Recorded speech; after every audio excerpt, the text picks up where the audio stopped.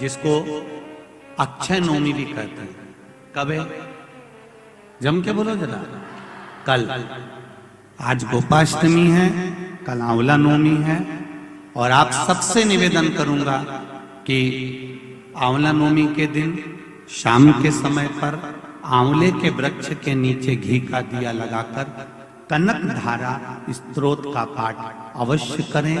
नहीं आता हो तो मोबाइल पे उसको सुने, पर एक बार आंवला नवमी के दिन आंवले के वृक्ष के नीचे कनक धारा स्तोत्र का पाठ चाहे संस्कृत में चाहे हिंदी में करना चाहिए। उससे साल भर लक्ष्मी की कमी नहीं आती और आनंद का अनुभव करो। एक कितना सुंदर संवाद यहां पर लिखा हुआ है। देव उठनी एकादशी के दिन भगवान उठेंगे और देव उठनी एकादशी के दिन भगवान उठकर अपना कार्यभार भगवान शंकर जी से लेंगे। उससे पहले ऐसा नहीं है कि केवल देव उठनी एकादशी पर भगवान उठेंगे।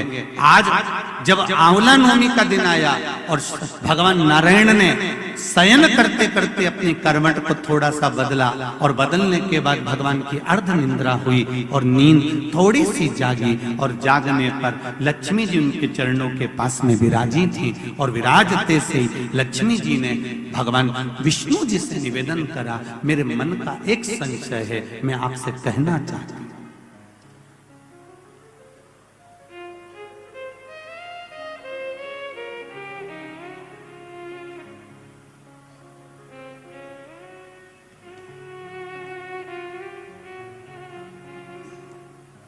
ये हमारे मन का भाव है कि हम भगवान को देव सोनी एकादशी पर सुलाते हैं और देव उठनी पर उठाते हैं।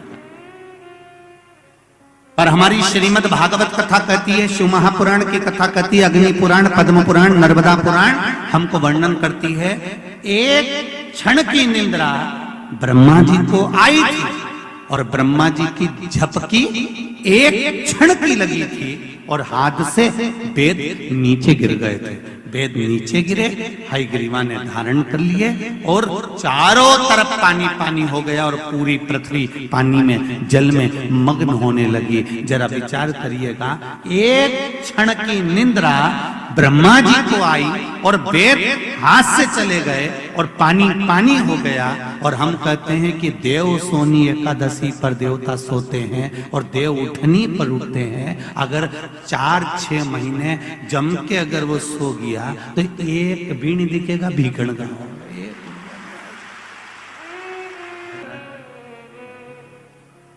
ये सोने की तो भगवान की लीला है। अगर सही तरीके से देखा जाए तो मेरा परमात्मा कभी नहीं सोता, वो तो हर पल हर घड़ी हर क्षण आपके लिए तत्पर बैठा रहता है। आपने आवाज लगाई और वो भागा। देव सोनी एकादशी पर भगवान सोए और देव उठनी एकादशी पर भगवान उठ रहे हैं। उससे पहले जो आंवला नवमी आई, इसको अक्षय नवमी कहा जाता है, इसको आनंद की नवमी कहा जाता है, भंडार भरने वाली नवमी कहा जाता है। उस दिन दिया गया, भरा गया, पुण्य समाप्त नहीं होता, इसलिए इसको अक्षय नवमी भी कहा जाता है। तो लक्ष्मी जी के मन में भाव उत्पन्न हो गया। लक्ष्मी जी ने कहा, प्रभु मेरे को पूछना है आपसे कुछ, मेरे मन का संशय मिटा दीजिए। तो भगवान ने पूछा, वो संशय कौन सा?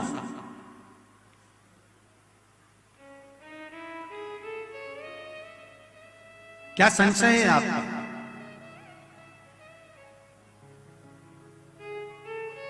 मेरा संशय केवल इतना सा है, क्या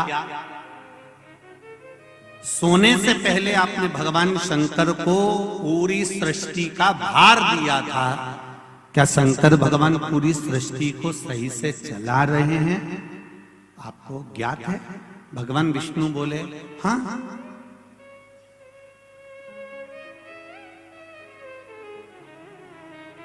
चला रहे। संशय मिटा दो। भगवान ने कहा, कौन सा संशय? मुझे थोड़ी सी परीक्षा। अभी तक नारायण भगवान करवट लिए थे, आज नारायण भगवान सीधे होकर पूछ रहे हैं, परीक्षा आपको लेना है? हाँ, लक्ष्मी विचार कर लेना। लक्ष्मी तुम्हारे मन में क्या शंकर भगवान के प्रति भेद उत्पन्न हो रहा है? शिव जी के प्रति भेद उत्पन्न हो रहा है? मेरा एक निवेदन पूर्ण श्रोता भाइयों से निवेदन है, शंकर भगवान पर कभी भेद उत्पन्न मत करना। क्या शिव जी को जल चढ़ाने से ऐसा होता है? क्या बेलपत्री खाने से ऐसा होता है? पहले चढ़ाकर देखो, खाकर देखो, लाभ हो तब विचार करिए कि हाँ होता है।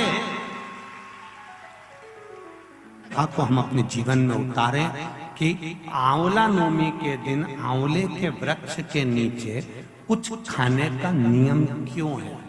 बोलो, यहाँ से पहले लोग आंवला के पेड़ के नीचे पिकनिक मनाने जाते थे कि नहीं जाते थे? आंवले के वृक्ष के नीचे बैठते कि नहीं बैठते? क्यों? कोई तुमसे पूछे, कल के बच्चे तुमसे प्रश्न कर लेंगे, मम्मी ये आंवले के वृक्ष के नीचे क्यों पूजन करती हो? आंवले के पेड़ के नीचे क्यों जाती हो? आंवले के वृक्ष के नीचे पिकनिक मनाने क्यों जाना चाहिए? आंवले के वृक्ष के नीचे कुछ क्यों खाना चाहिए? आंवले के नीचे बैठकर दीप क्यों जलाना चाहिए? आज के बच्चे, जो विज्ञान का युग है, इस विज्ञान के युग के बच्चों को विज्ञान के साथ जोड़कर बताना पड़ेगा आपको कि आंवले के वृक्ष की महत्वता क्या है।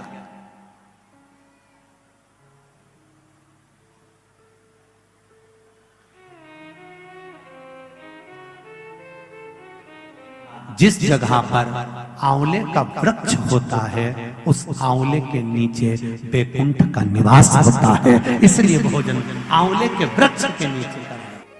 कल आंवला नवमी है, आंवले के वृक्ष की पूजन मेरी माताएं, मेरी दीदियां, मेरी बेटियां जब करें, भाई लोगों से भी निवेदन है, समय निकाल कर, केवल माताओं के लिए आंवले का वृक्ष नहीं है, आपके लिए भी है।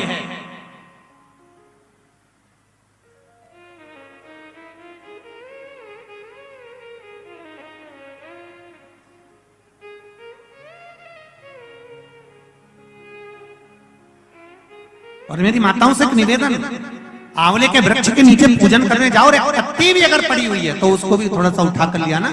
अगर घर का कोई व्यक्ति नहीं गया होगा तो उसको मस्तक पर घर में ही वो पत्ती लग जाएगी, तो बैकुंठ का भाव तो उसके पास तक पहुंच जाएगा। उतना भी बहुत।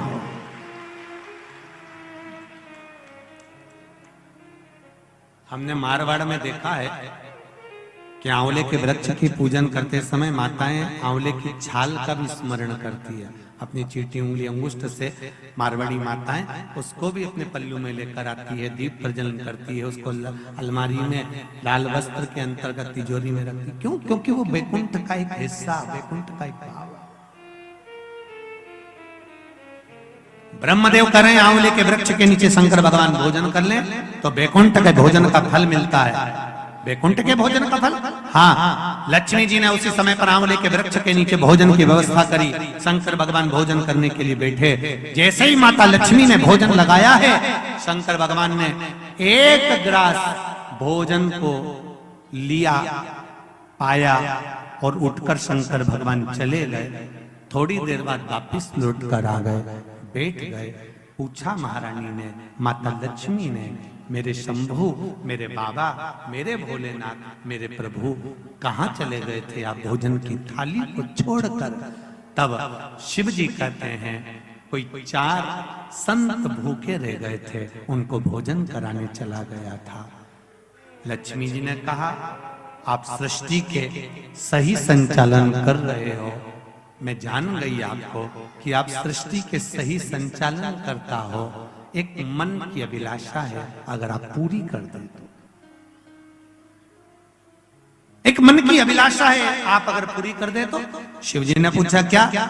मेरा मन है, आप अगर ब्रह्म मुहूर्त में सुबह का समय भोजन ग्रहण कर रहे हैं तो शाम का भोजन भी मेरे ही इस बैकुंठ में श्रवण भोजन ग्रहण करें। शिव जी ने कहा, शाम को तो मैं पार्वती के साथ भ्रमण पर निकलता हूं, पर दोपहर के समय पर मैं आपके यहाँ भोजन करने फिर आऊंगा।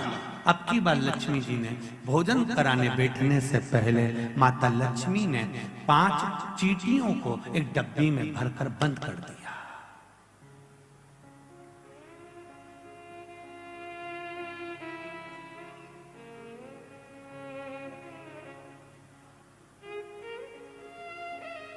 पांच चींटियों को माता लक्ष्मी जी ने डब्बी में बंद कर दिया। भर कर बंद करा।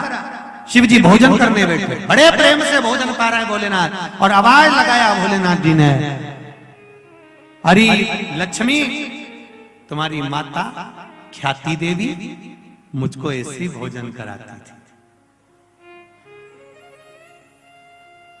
तुम्हारी माता ख्याति देवी भी मुझे ऐसे ही भोजन कराती थी और मैं प्रेम से पाता था। आज लक्ष्मी, आपके हाथ का भोजन कर कर मुझे ऐसा लग रहा है कि मेरी माता, आपकी माता ख्याति देवी ही मुझे भोजन करा रही है। आपको माता के रूप में आज मैंने देखा है। जैसे ख्याति देवी को देखा वैसे आपको देखा।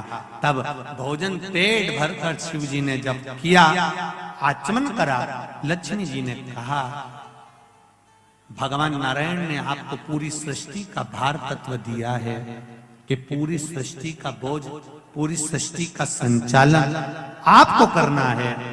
पर मेरे मन का संशय यहीं धरा की धरा रह गया। आप पेट भरकर भोजन कर लिए और 5 चींटी भूखी रह गई।